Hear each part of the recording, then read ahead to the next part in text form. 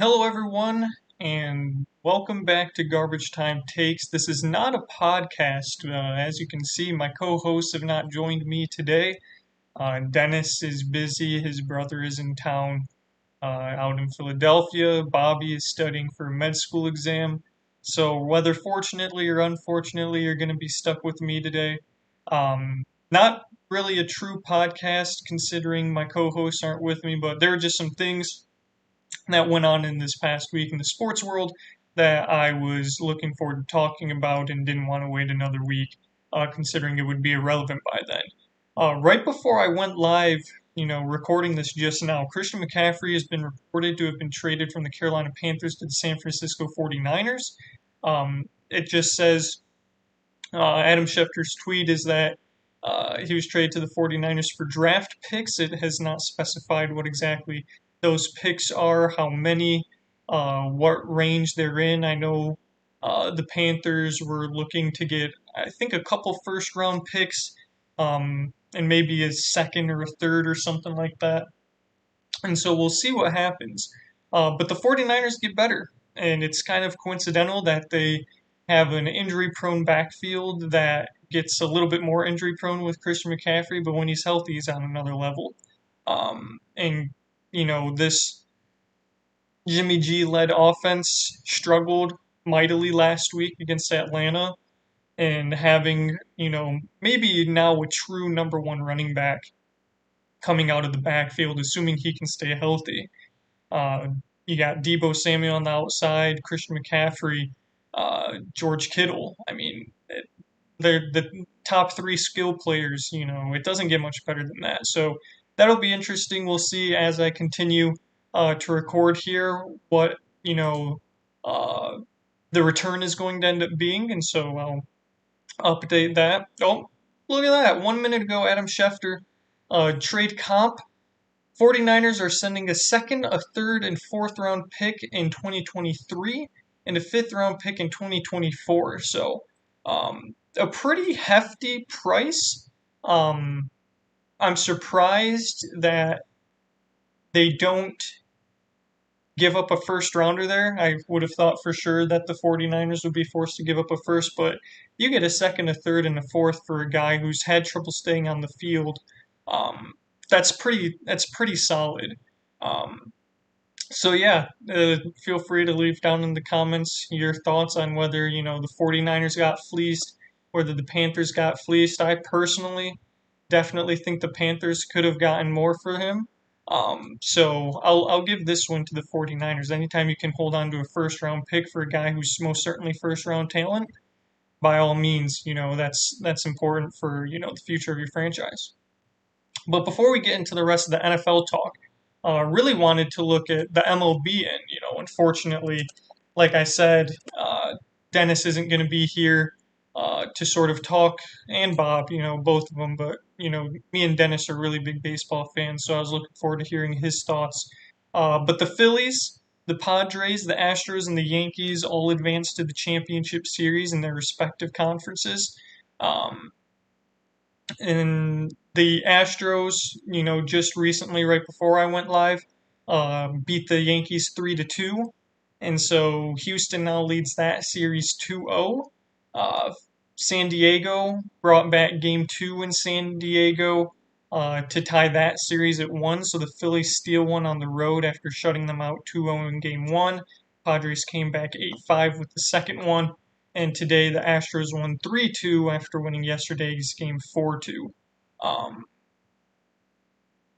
Aaron Judge 1 for 4, Giancarlo Stanton 0 for 4, Anthony Rizzo 0 for 4. So the meat of the order right there with the big 1 for 12, it's not really going to cut it. The Yankees have been fortunate to get some production out of Harrison Bader now that he's healthy. Their starting pitching has been solid. Severino goes 5 1/3, gives up 3, and not you'd like to get a little bit more out of that, but there's only so much when it comes to playoff baseball that you can do. Um, Trying to see. Wandy Peralta went 2/3 of an inning. Jonathan Loaisaga went 2 innings, no earned runs. Framber Valdez goes 7 innings, No earned runs, 9 Ks. That's ace material right there. Ryan Presley gets the save on 3 straight strikeouts and a walk.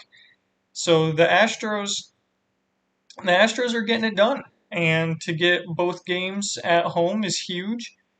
Forces the Yankees to have to pick up, at least a game at home if they want to, continue to push this series past 4 games. And it's shaping out to be a really interesting playoffs, a very interesting potential World Series matchup. You're gonna get either the Astros or the Yankees against the Phillies or Padres. Um, Out of the NL, I had initially predicted the Braves to come out of there, and they, immediately fell flat on their faces. I predicted the Dodgers to end up getting it done against the Padres. That didn't work out. Predicted the Mariners to at least win 1 game at home. That didn't work out. And just a little bit of a rough stretch for yours truly in terms of trying to see who is going to, win what in the baseball playoffs.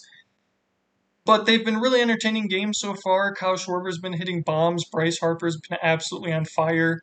Um, and then the Padres to answer. Manny Machado has been great. Jake Cronenworth has been great. Go Blue. Um, Josh Bell has been good. Josh Hader resurging after having a bit of a rough stretch there in the regular season. Um, so a lot of very fun, entertaining baseball to be played. The Astros and Yankees game 3 will be this Saturday at 5 Eastern, and then Sunday at 7 Eastern. So it'll be interesting to see what the viewership looks like for that, having to compete with both college football and NFL Sunday Night Football. Um, Very very interesting there. And then the Phillies Padres game 3 is tomorrow at 7:30 Eastern and Saturday at 7:45 Eastern. So, plenty of baseball to come around. Dennis, I believe, was hoping to be able to go to the game tomorrow with Wyatt. So we'll be interested to see come next week what his experience was like with that, if he so happened to be able to get into the game. But yeah, that'll sort of recap what I wanted to for the playoffs. Look forward to seeing how the rest of it shakes out. Continuing forward, college football. A lot of big college football games happened last week. Alabama, Tennessee probably being the number 1 game, followed closely by USC, Utah, and then I'd put my own Michigan Wolverines in the Penn State game at 3. So I'll start from there and work back up. Michigan thoroughly dominated. I I have to say I was expecting Penn State to make us work a little bit harder, but we really just bullied them. Uh, JJ was efficient when he had to be. Really had a fluky interception. That game could have been a lot worse, but Penn State managed to pull off, you know, two rather fortunate plays. Sean Clifford calling his own number on a read option on 3rd and 1 from their own 30-yard line and pulling off a 60-yard run. And then the pick six that was deflected and then bounced off a Penn State dude's helmet straight into the arms of another guy. But to be honest with you, I was never concerned. I was texting some of my buddies when Penn State went up 16, or when Penn State went up 17-16, and also when they took the 14-13 lead. I was like, listen, we're about to go on a 28-0 run because we're doing everything we want in the run game. Our defense, except for one play, has been great. Our offense, except for one play, has been great, even though Penn State's defense really locked down in the red zone. But I was really confident the whole entire time, um, which isn't something I usually feel in those types of close games. But, you know, that game, it just felt like we could do whatever we wanted and Penn State wasn't going to be able to stop us. And sure enough, on the second half, we outscored them 25-3 and put up 25 unanswered points. So nearly got my 28-0 prediction. But yeah, that was just as thorough of, a butt kicking as a butt can be kicked, as Jim Harbaugh said via, or as JJ McCarthy said via Jim Harbaugh. James Franklin still has yet to pick up top 5 victory on the road. Uh, Penn State is sort of at that point where they recruit really, really well, but they don't, get it done against the truly elite teams. And so when you sort of view it from Penn State's, as a program, their fans to, recruit at the level they do, which is very similar to Michigan. They often, you know, take players that we are going after when we're recruiting. The King brothers, for example, they were Detroit guys, and Penn State snagged both of them right from out from under us. Um, so it's not like Penn State isn't recruiting at a level that Michigan's recruiting at. But anytime they come to Ann Arbor, they get smacked. Save for the 2020 COVID season where, no fans in the big house. That Michigan team was just all sorts of just discombobulated, bad, not really a whole lot of chemistry or togetherness on that team. And that's Penn State's only win in Ann Arbor under James Franklin, I think. And so for, Penn State's fans, it's got to be frustrating, I would think, to, think you're on the level of Michigan and hopefully knocking on that door of Ohio State, especially when James Franklin himself said, we're a great team, but we want to be an elite team. And so he set that standard for himself. I've been reading through Penn State message boards just because I like to, take a little bit of, joy out of, opposing fans' agony. And, there's a lot of people out there who are not exactly satisfied with James Franklin.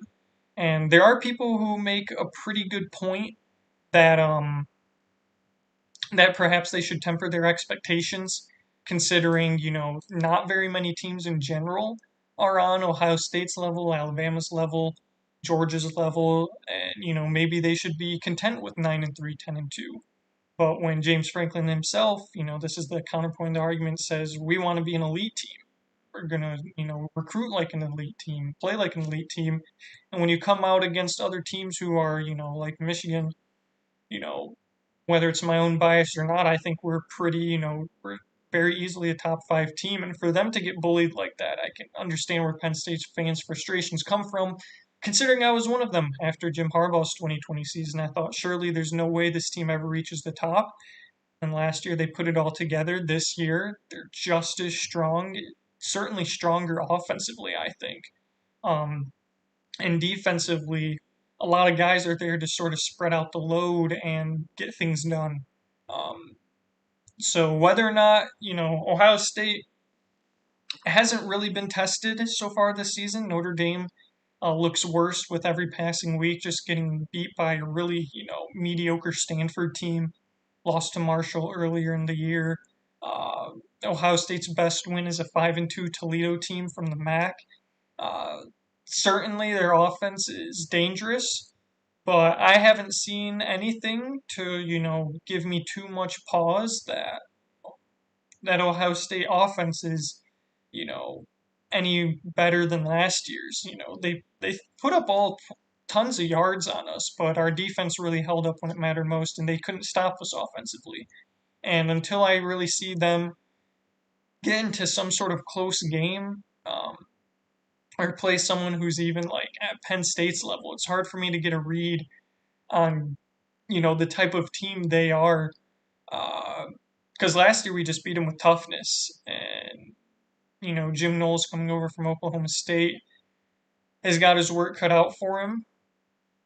Big Ten's a much different league than the Big 12 is. I think the offenses in the Big Ten are a little bit weaker this year, so I really don't think we'll get that much of a read on either Michigan or Ohio State until we get to, that last week of the year.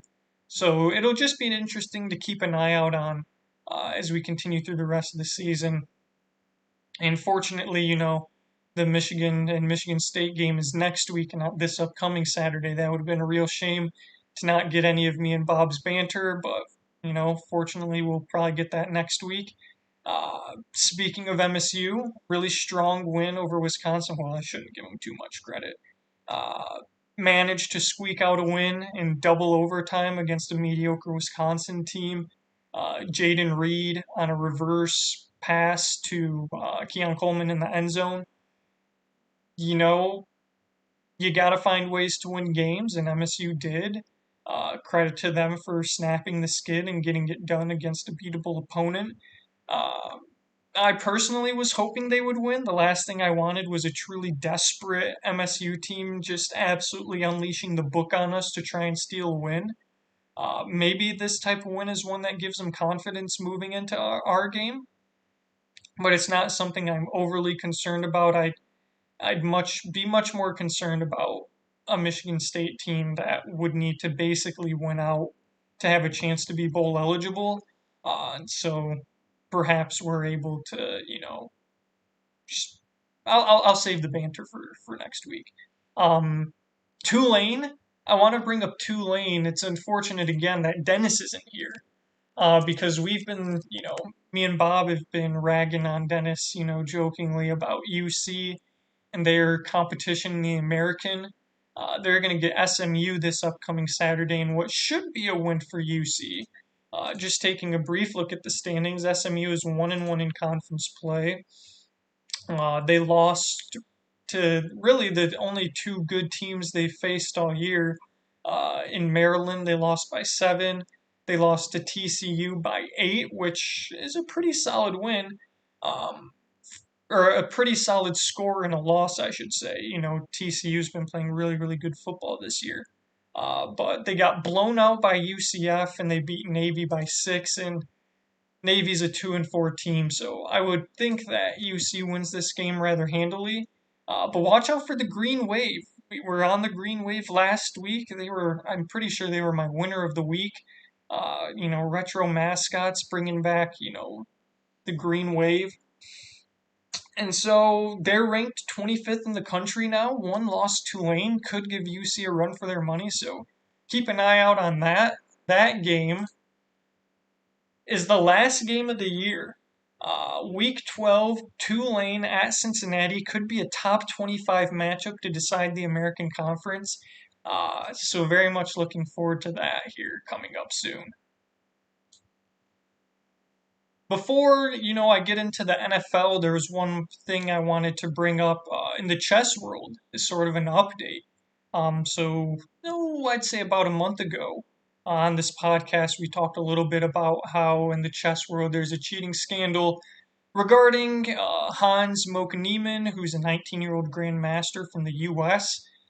His ascension and, his over-the-board chess play has been extremely, proficient. It's one of, uh, the most impressive sort of winning streaks, and not winning streaks, but just rating streaks. His ascension to, elite chess play is pretty unprecedented.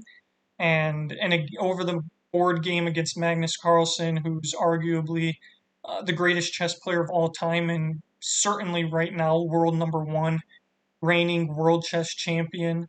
Um, I think 5 or 6 times, maybe. If Bob was here, he would have been able to correct me. Uh, but reigning world chess champion, trying to become the first ever player to reach a rating over the board of, I think, 2,900. I got time here since I'm the only one here. Let me see what his rating is. Yeah, so his rating currently is 2,864.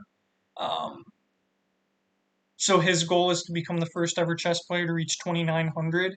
Um, and Hans beat him and over the board, and then uh, immediately after, Magnus insinuated that Hans had cheated, and then Chess.com claimed that they had evidence of Hans cheating. Hans admitted to cheating in online chess um, on a number of occasions while he was trying to build his Twitch audience. And then chess.com came out and said, no, no, no, we have evidence that says you've done it a lot more than that. Sort of between that statement and now, only a couple other things have happened.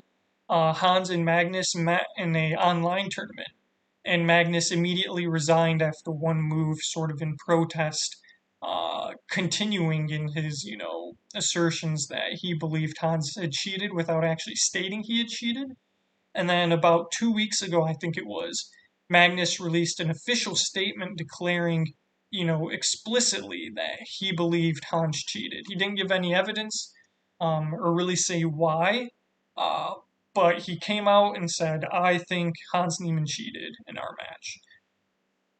And so what was just released today, Hans Niemann filed an official lawsuit arguing defamation against Magnus's company, Hikaru Nakamura, who's another chess grandmaster from the U.S., who was, one of the first people to, I won't say pile on Hans, uh, when the whole, cheating thing sort of started to break loose. But he certainly didn't quench, or back Hans up in any sort of way. He sort of fanned the flames a little bit. And then chess.com and its founder, Danny Rensch, who's in IM. And so Hans is seeking at least $100 million. It's I'm no lawyer, but he has four counts, and for each count, he's requesting no less than $100 million. So I don't know if that's $100 million over the total lawsuit, or if that's $100 million per count, and he wants at least $400 million. I'm not sure, but that was huge news that broke today that Hans is, filing an official lawsuit. It's currently, it's been filed, um, arguing that he was defamed uh, by, Magnus and Hikaru and chess.com. So that'll be something to keep an eye out over the coming weeks. I'm sure next week me and Bob will be able to talk about a little bit more. I haven't looked into the actual lawsuit itself, but it's like 44 pages or something. But just those cliff notes is that he wants at least $100 million, which would be unprecedented. So uh, we're getting to the end game here in terms of the chess cheating saga. It's time for Magnus and maybe Hikaru, maybe chess.com to lay clear that Hans cheated in over the board, because that's where this whole thing started from. The online chess cheating has no bearing, in my personal opinion, on Hans's over the board performance. And it's up to Magnus, and whoever else has, insinuated or flat out stated that Hans cheated in that over the board match. The impotence is on them to, lay out the evidence and show verifiable proof that he cheated. Um, because if Hans hasn't cheated, and he's lost, if I don't know if he has, but let's say he's lost, potential sponsorship opportunities, potential coaching opportunities. His reputation most certainly has taken a hit as a guy who everyone thinks cheated. Just in a tournament a couple days ago, um, his opponent broke, the crown, the little cross off the top of his king, and so people were sort of wondering if his opponent thought there was a cheating device hidden in the king. Hans came out and said that his opponent was wondering. He said the cross was already broke, and so his opponent was offering to glue it back on for him. I don't know how true that is, but um, regardless, we're getting to the end of this now, and I don't know how long it'll take the court process to play out, but a resolution will be coming, and it'll be coming soon. So another thing to keep an eye out for those of you who are interested in the chess world. Now to recap last week's NFL, and I'll do a little bit of a preview for this upcoming week, and then I won't do garbage time takes your money, because it's not fair to do that without the guys, but I will at least give an update from last week's performances, and I'll also recap that next week as well. And then I'll give out my right bench baller and my winners and losers of the week as well. So yeah, with the NFL, I'll sort of cover, um, the games real quickly, and then maybe I'll expand a little bit on some of the ones that sort of caught my attention. Last Thursday, we recapped the Commanders Bears game and what a disaster that was. Commanders win 12-7. The Giants end up defeating the Ravens. The Ravens, with another fourth quarter collapse, they were up 20-10. Did not score. The Giants rattled off 14 unanswered to steal one. And the Giants, if you read my article about what I thought the Lions' rest of the season could look like, the Giants are a well coached team. Brian Dable has done a tremendous job with getting the most out of his players that he possibly can, putting them in the best position to succeed. And the Giants are sitting at 5-1. Um, Daniel Jones has been serviceable. Saquon has been good. Their defense has been fairly solid. And they just play good football. They are a good football team. You don't win 5 games, against, you know, you don't start the season 5-1 if you're not a good football team. You may not be a great football team. You may not be a contending football team, but you are a good football team when you start the season 5-1, and that's what the Giants are. And the Ravens are scuffling. They just can't seem to put a 4-quarter game together. If they did, they'd be undefeated. Um, but they're struggling right now, and Lamar was not good in the fourth quarter. And they have one of the higher ceilings, as an NFL team, but they're banged up a little bit in wide receiver, having to sign a 35-year-old Deshaun Jackson out of free agency this week. Um, and so it'll be interesting to see, what they do moving forward. Jaguars Colts. The Colts win on a last minute touchdown pass by Matt Ryan. Pretty much each team dominated each other's weaknesses. The Jags pretty much ran all over the Colts. The Colts pretty much did whatever they wanted offensively against the Jags. They threw all over them. Matt Ryan threw like 58 passes or something ridiculous like that. And they end up squeaking one out over Jacksonville to improve to 3-2-1, which is one of the better records in the league, I would say, just in terms of, aesthetic.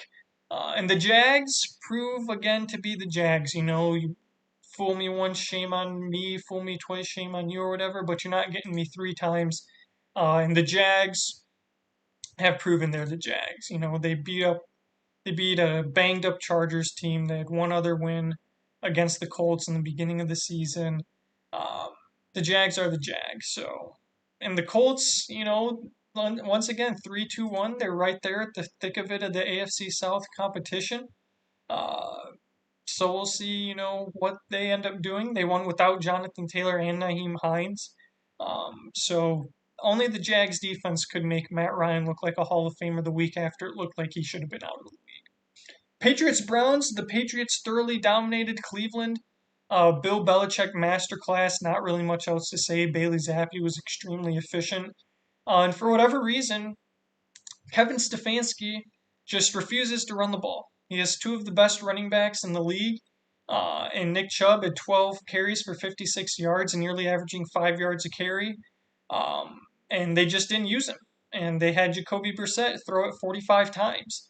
And he had 1 touchdown, 2 interceptions, and throwing it 45 times didn't even reach 300 passing yards. So the Browns, they won the playoff game a few years back. But for whatever reason, they just, Kevin Stefanski just fails to realize that Jacoby Brissett is not that great of a quarterback, and their entire offense should revolve around, Nick Chubb and Kareem Hunt. The Patriots, meanwhile, they get back to 3-3. Ramondre Stevenson, 76 yards, 2 TDs. Bailey Zappi, 300 yards, 2 TDs on 34 attempts and 24 completions. Devontae Parker looked good. Hunter Henry looked good. Jacoby Myers looked good. And the Patriots just do what they do best, and that's win. And, can never count Bill Belichick out. Next game, the 49ers Falcons. As I mentioned earlier, the 49ers are getting some reinforcements. Jimmy G was flat out awful against Atlanta. 41 attempts, 300 yards, 2 Ds, 2 picks. Jeff Wilson, 7 carries, 25 yards, got me a full half point of fantasy production. I don't know if the Falcons are that good. They're certainly frisky. They're now a 3-3 team. Marcus Mariota, 13 for 14, 129 yards and 2 tubs. And Atlanta just did what they had to do to win. And they played really solid defense and forced San Francisco to be one-dimensional and took advantage of it. So it'll be interesting to see what happens moving forward for the 49ers now that C-Mac is part of the equation. And the Falcons, they might, pick up some more wins than we think they will.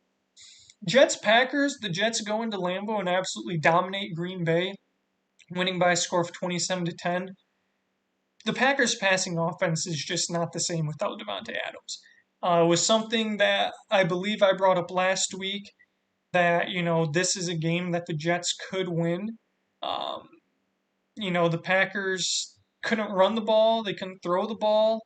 Um, 10 carries, 41 yards, 9 carries, 19 yards. Aaron Rodgers, 26 for 41, 246 yards and a touchdown. I mean, the Jets just thoroughly dominated that game. And again, the Jets are a good football team too. May not be a great team, may be catching teams at the right time. Doesn't matter. When you win football games, you win football games, and you don't apologize for winning. And at 4-2, the Jets quietly are putting together a very good season. Their defense is, really good. Actually, I don't think their defense gets enough credit. And they could be, a frisky playoff contender as we get towards the end of the season. Vikings, Dolphins, 24-16. Minnesota goes into Miami, and initially it didn't look like it was going to be particularly close. And then they let Miami back into the game once Teddy Bridgewater came in relief of Skylar Thompson. The Vikings do this thing where they always jump out to pretty commanding leads and then let the other team sneak back in. So when you're a Vikings fan, you can never get a four-quarter, stress-free game.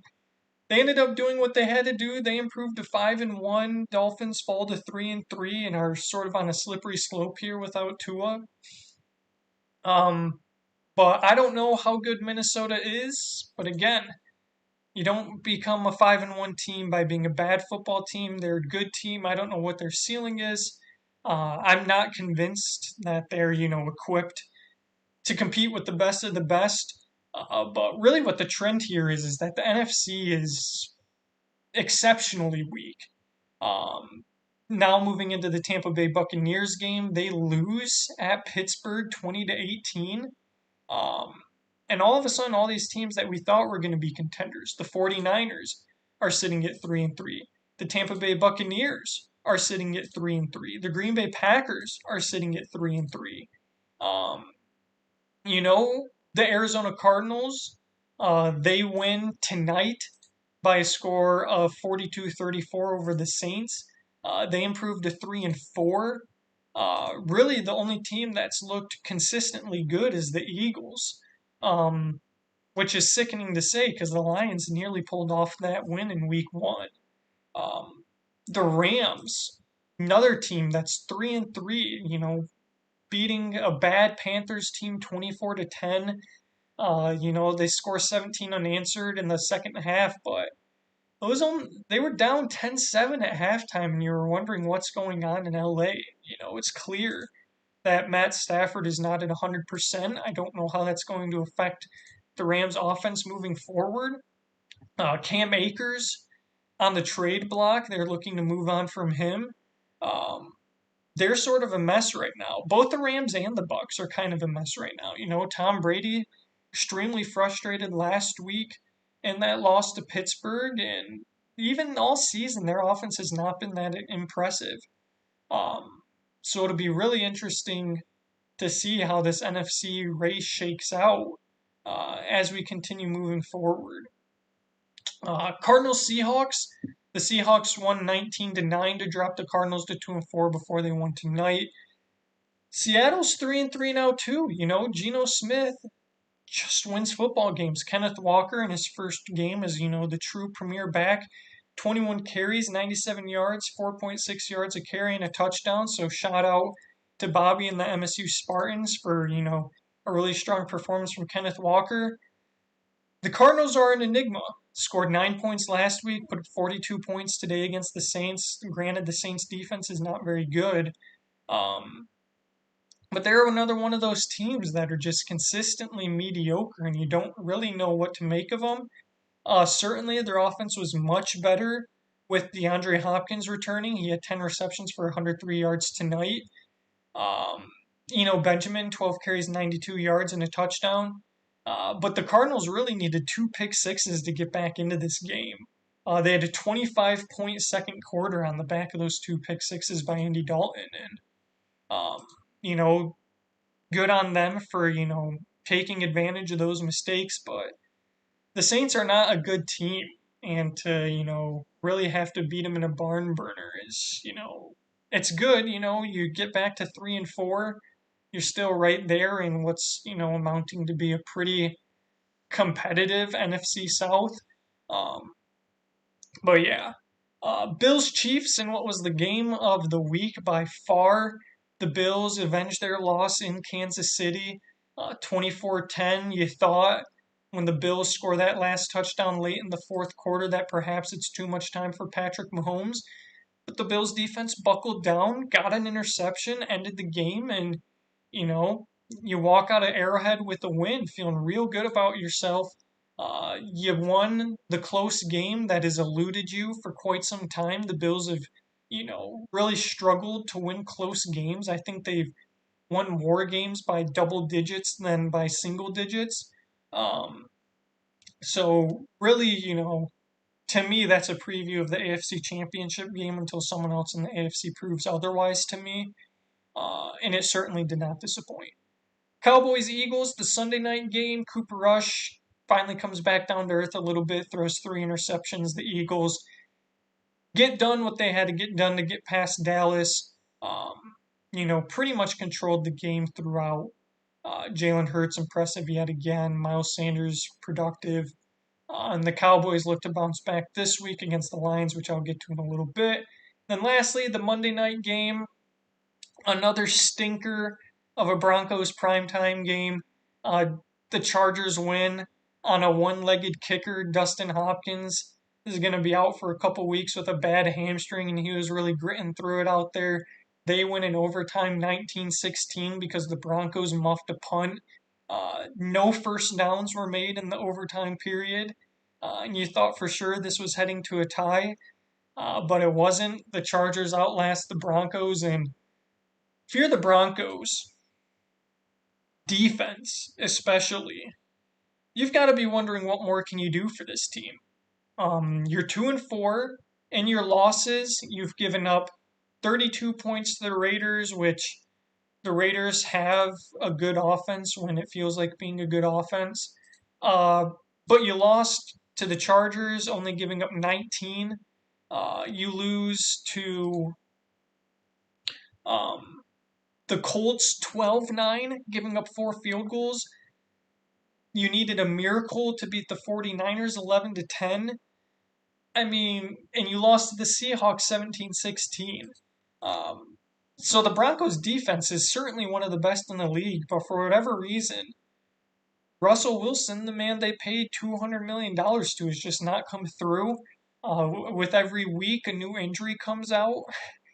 And so, the Broncos, Nathaniel Hackett has certainly not been impressive so far in his first year. That was, many on social media and in, sports media in general were saying neither of those coaches, Brandon Staley or Nathaniel Hackett, deserve to win that game, and I agree.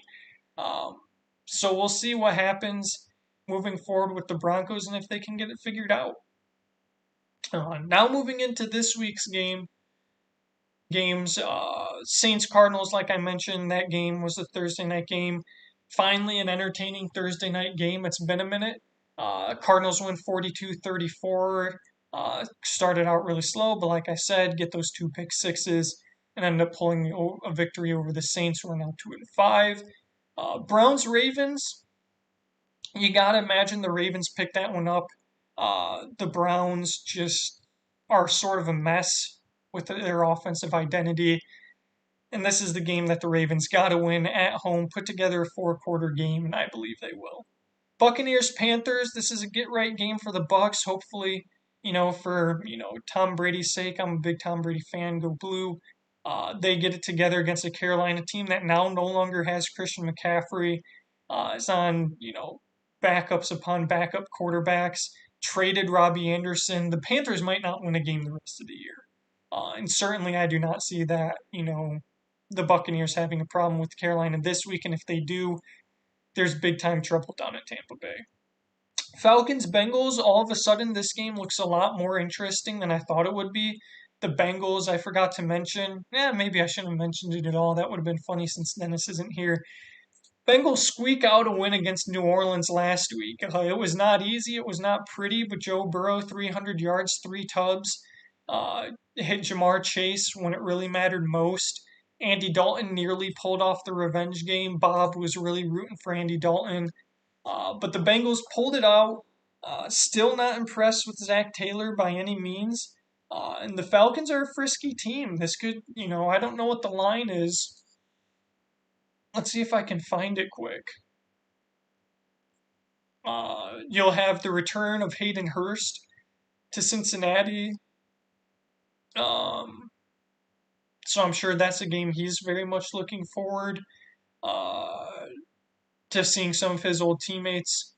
I cannot find the odds for this game right now. Give me 1 second. Here's one. So the Bengals are 2-point favorites at home against the Falcons. Um, it's going to be, like I said, a game that is suddenly a lot more interesting than you would have thought it would have been going into this season. The Bengals coming off of their Super Bowl championship runner-up. The Falcons sort of rebuilding with Marcus Mariota at quarterback, just sort of biding their time until Desmond Ridder is ready. There's another storyline for you. Desmond Ridder, his return to Cincinnati since being a UC Bearcat. I've got the Bengals in this one just because I believe in Joe Burrow, but keep an eye out because Atlanta very well could pull this one off. Lions, Cowboys. Lions are certainly not going to break the snide. They really didn't get all that much healthier coming off of the bye week. DJ Shark's still probably going to be out. Josh Reynolds still probably going to be out. And the Cowboys' defense is really good, and our defense is really bad. So not really expecting big things from the Lions going down to Big D. Giants Jaguars in another game that I would have thought would have been a pretty ugly one. Could be entertaining. The Jags, Doug Peterson knows the Giants very well. But that was the old Giants. That was the Joe Judge Giants. The Brian Dable Giants are a little bit different. So I don't know how much his previous NFC East expertise is really going to help. But the Giants are flat out just a better team here, and I just don't think Jacksonville is going to be able to put up enough points to really, make this too much of a game. Packers Commanders, another game that's suddenly very much more interesting. The Packers are 3-3. The Commanders coming off of a gritty win against the Bears. The Packers, I said it last week that I was not yet ready to say, the Packers are finally on the downturn. Aaron Rodgers always gets it figured out in the end. But I'm not convinced. I'm not convinced anymore. The game last week should have been a get-right game for them. And, give the Jets their credit. Maybe they're a better team than we were giving them credit for. But the Packers' offense is not good. And they're struggling right now. And Aaron Rodgers said it in his press conference that they need to make the offense simpler. I'm going to take the Packers, just because the Commanders are so bad. But Taylor Heineke is starting in place of, an injured Carson Wentz who's now got a broken finger. Keep an eye out on that one. It could be very interesting, and I would not be surprised whatsoever if the Commanders pull this one off. Colts Titans. Titans are simply the better team here. I believed in Mike Vrabel earlier in the season when they were struggling. I believe in them now. Give me the Titans over the Colts. Texans Raiders. Texans are just not very good. Give me the Raiders. Jets Broncos. Two very good defenses. The Jets offense is certainly arguably far superior to Denver's offense. It's hard for me to continue holding out hope that Russ gets it together. But I'm going to take the Jets here, I think, at Mile High, because why not? This is a game the Jets should lose and very well could lose. For those reasons, I'll take them. Chiefs 49ers, I don't think C-Mac is going to be that much of an impact in this game. I don't know what kind of, playbook that they'll be running for him. You think that he'll probably play, a decent role. But I think the Chiefs are the better team here, and I don't think C-Mac will quite be acclimated enough into the offense in order to really, make a true difference in this one. Seahawks Chargers. I believe the Chargers are the better team. They're my dark horse team going in. They're super banged up, but even with all that being said, the Seattle defense is horrendous.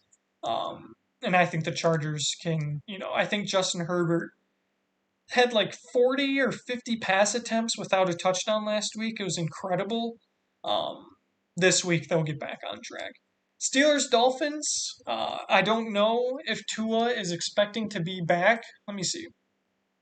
That's going to be our Sunday night game this week.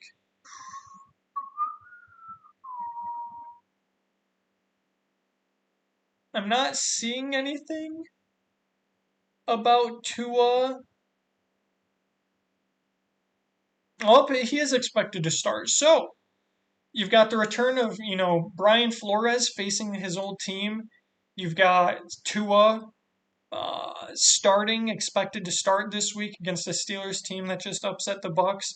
But I think Tua is a real difference maker. I don't think he's that great of a quarterback, but he's certainly better than Teddy Bridgewater.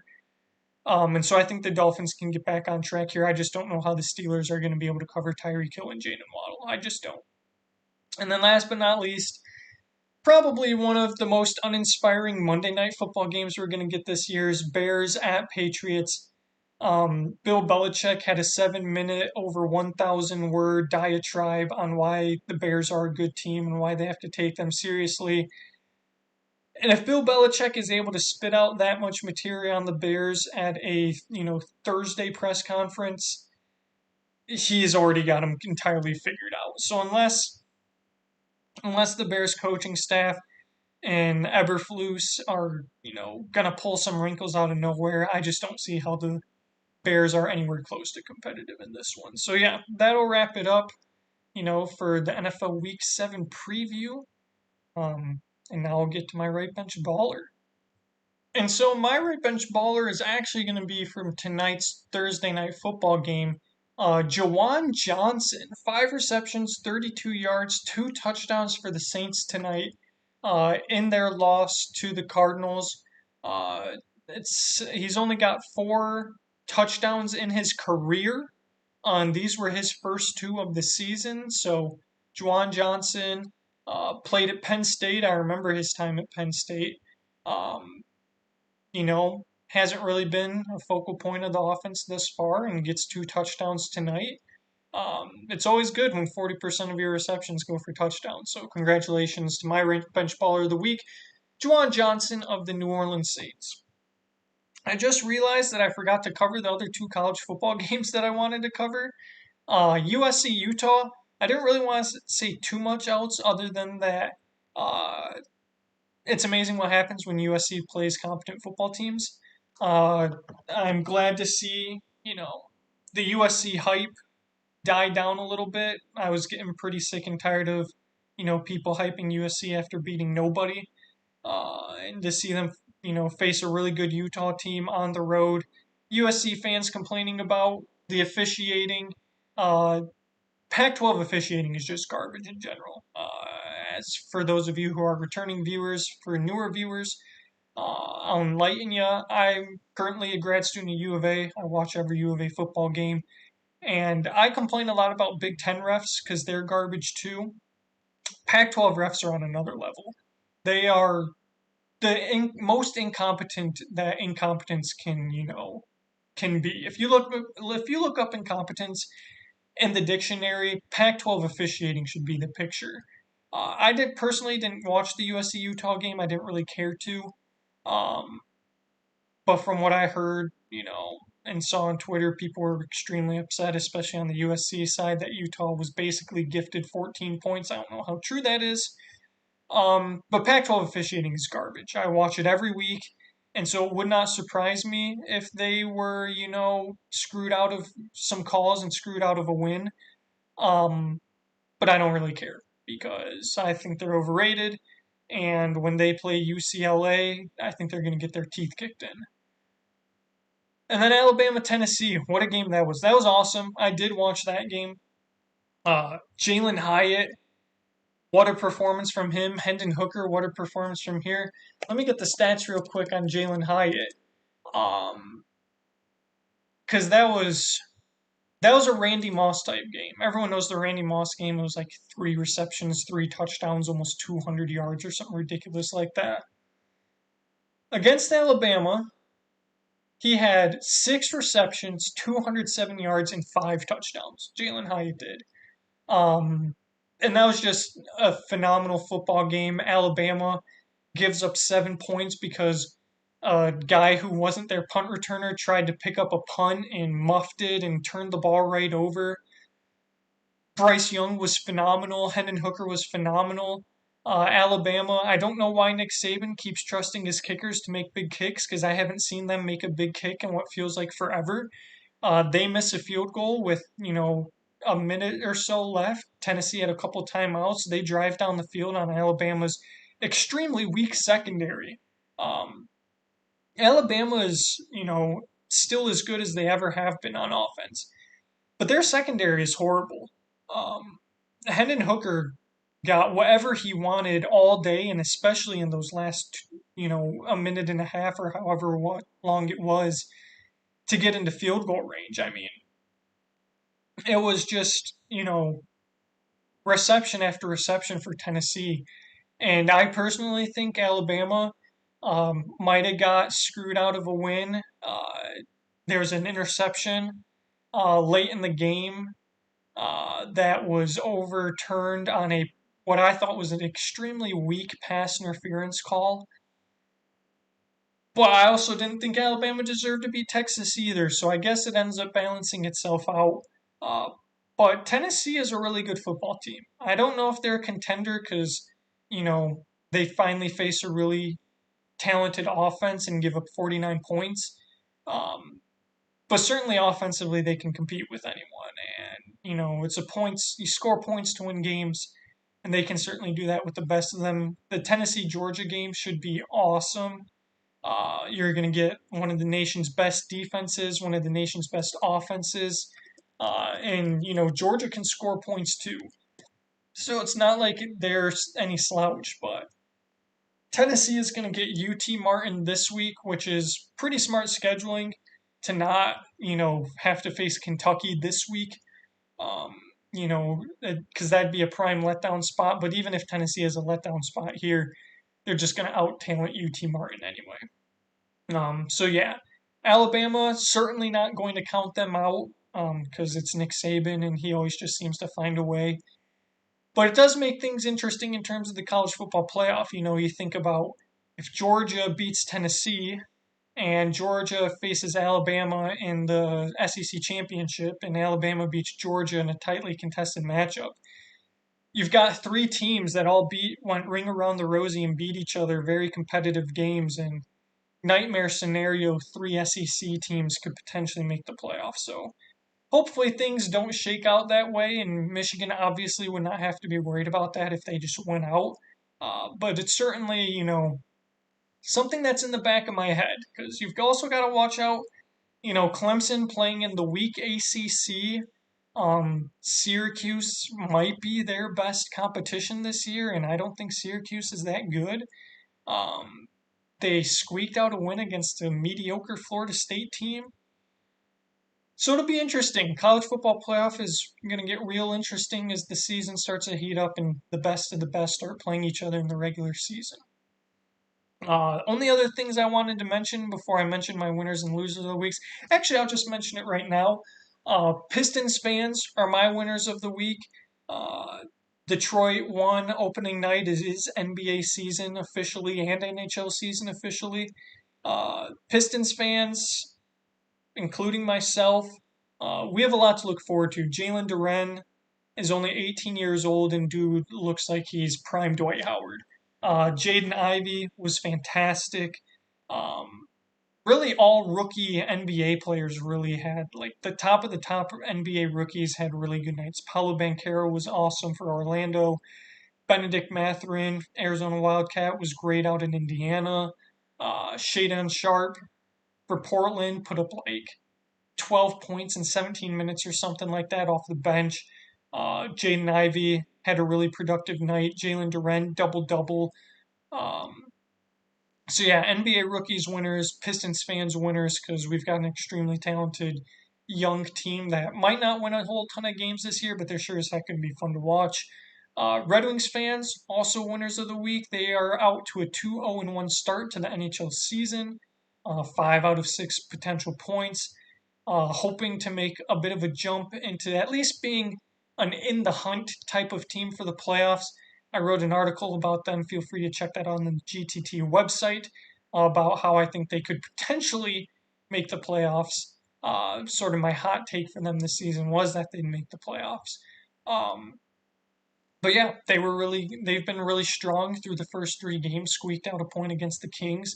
Dylan Larkin with a highlight, defensive save on a guy, sort of cruising towards an open net, dives, sticks the stick between his legs and poke checks it away. That was pretty awesome. Very much reminiscent of an old Dallas Stars player. I can't remember his name.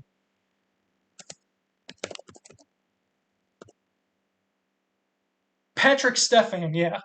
Patrick Stefan missing the wide open net against Edmonton in a one score game. Uh, Edmonton comes back down the other way and scores with the 6-on-5 advantage, takes it to overtime and end up winning. The Red Wings sort of almost do the same thing. Arvidsson was cruising towards the net, thought he was going to be able to just, almost walk the puck in. Dylan Larkin hustles back, captain, makes a save, poke checks between the legs, laid out, manages to not trip Arvidsson, and then the Red Wings are able to come down, tie the game, get the game to overtime. They eventually lose, but just the fact to be able to grind out a point there and never give up, that's a Red Wings team that certainly would have thrown in the towel last year. So good on the Red Wings for starting off this season hot. My loser of the week, which I wanted to make last week but totally forgot, Joe Rogan. Joe Rogan, big time loser, nearly $1 billion. The man is going to have to give out to Sandy Hook victims for his ludicrous conspiracy theories about Sandy Hook and saying that the kids were paid actors and that no one actually died, and just an extremely distressing, ideology that got Sandy Hook parents harassed by a bunch of psycho weirdos. So he is and his company Infowars are going to have to pay out nearly $1 billion in settlements to those Sandy Hook families. So fat L for did I say Joe Rogan? If I said Joe Rogan, sorry, I meant Alex Jones. Big fat L for Alex Jones.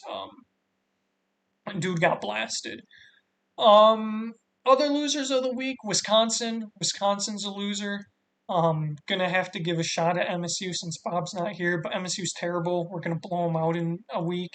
To lose to that MSU team is pretty pathetic. Um, Tampa Bay Lightning fans. The Lightning have had a really rough start to the season. They lost to the Flyers, who are not expected to be good this year. It's too bad I don't have my other co-host to help me out with other losers. Um, Maybe the Lions on the bye week. They always lose on the bye week. Um, but yeah, uh, that's pretty much all I got for losers. I just can't think of any off the top of my head. Oh, the Alabama kicker. Alabama kicker, definite loser. Penn State's entire team, after James Franklin said he's recruited a bunch of small, undersized defensive and offensive linemen who everyone thinks they can be Aaron Donald. Losers, peanut butter and jelly sandwiches. Penn State players were throwing PB&Js at Michigan guys in the tunnel after halftime. Um, let's see, what else? Matt Rule, loser, or is he a winner? He's a little bit of both. He got paid what, $40 million to get fired by the Panthers? It's pretty good money to get fired and have a chance to go back and be a successful college football coach. He might take a year off. He might, test the market and see what's out there, find the right fit. But yeah, shout out Matt Rule for, let's see, what was his buyout again? His buyout was $40 million. Yeah. He is getting paid $40 million to not coach the Carolina Panthers anymore. So congratulations, Matt Rule, for that. Losers, just Alabama fans in general. Screw ya. Bob, sorry about that. Bob's a big roll tide type of guy, but screw Bama, screw the Yankees. Yankees big time losers. They had to, resort to dirty tricks with the MLB. They had to collude to get past the Cleveland Guardians. And then they go down 0-2 to a Houston team that's pretty much had their number all season. And I would not be surprised if Houston swept them. I don't particularly like Houston after the whole cheating thing.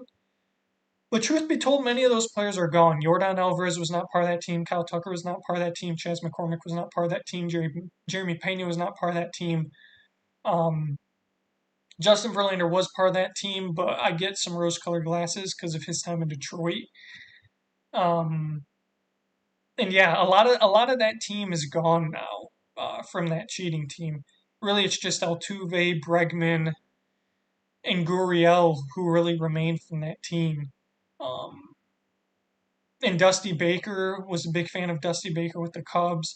Glad to see him have success after getting fired from the Nationals. I don't think he was the Nationals World Series manager. I think it was Davey Martinez. Yeah, it was Dave Martinez, who was another former Cubs coach. But yeah, so I would not mind seeing Dusty Baker get a ring here, um, and certainly do not want the Yankees to get a ring. So, by all means, if it takes the Astros banging on more trash cans to beat them, I'm all for it. And then Phillies Padres, I don't really have you know, a horse in that race. I'm good with either of them. I was a big fan of the Phillies back in the Ryan Howard days, because I'd always wanted them to beat St. Louis in the playoffs. But I really don't like Philly as a sports town, so it's really hard for me to root for them. So I guess I'll just throw my hat in the ring for San Diego. Um, Small market team that really is pushed to try and produce a champion. Doing this all without Fernando Tatis. A lot of credit to their ownership and to their GM for trying to win now. And as a Cubs fan who is not in a small market and they can bring in whoever they want and just have chose not to, I respect teams that go out and try and win championships, and the Padres are one of them, and the Phillies are one of them too. The seven highest payroll teams all made the playoffs this year, with the Cleveland Guardians, I believe, being one of the lowest payroll teams um, to make it in. Either the Guardians or the Rays, I don't remember which one. Um, but the high payroll teams were making it into the playoffs this year. And so to watch a team like the Padres and the Phillies really spend money and go after guys, I applaud that, and it's going to be a good series. So yeah, that'll wrap it up for me. Not really a true podcast since I really didn't have my co-host, to talk back and forth with. But I didn't want to go a full week without giving, you guys just some sports talk. Next week, we'll make some NBA predictions, I think, with Bob and Dennis. Um, we'll maybe talk some more playoffs. By the time next week rolls around, it'll be the World Series matchups. Um, Assuming these get done. Yeah, I think the World Series matchups will pretty much be set by then. I don't remember what the schedule is, but if Game 4s will all be done by Sunday, we'll be pretty close to having a World Series, matchup decided upon. So more to come there.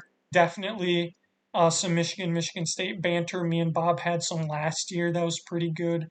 It wasn't obviously recorded because we didn't have the pod last year, but um, that'll be something to keep an eye out and look forward to as well. So just want to plug the socials. Bob always does this. I believe it's Garbage Time Takes on Twitter, Garbage Time Takes on Instagram. One of them is Garb Time Takes. I'm not entirely sure, so I'm sorry, Bobby, for absolutely butchering the thing that you nail it every single week. The only other thing I wanted to do briefly was recap last week's Garbage Time Takes Your Money. And so last week we had the Bengals and the Saints, and the Bengals were able to pull that one out 30-26. The Bengals were minus 1.5 point favorites. I took the Bengal, and the over/under was 43.5. The Bengals obviously covered the spread, and the total was 56. So yours truly is going to come out on top with a 2 for 2. Dennis goes 1 for 2, taking the Bengals in the under, and Bobby also goes 1 for 2, taking the Saints in the over. So if you're riding with me, I'm on a bit of a 5 game heater right now, a 5 prediction heater. Um, Off the top of my head, I'll give you a prediction for a competitive game. Um, Let me think.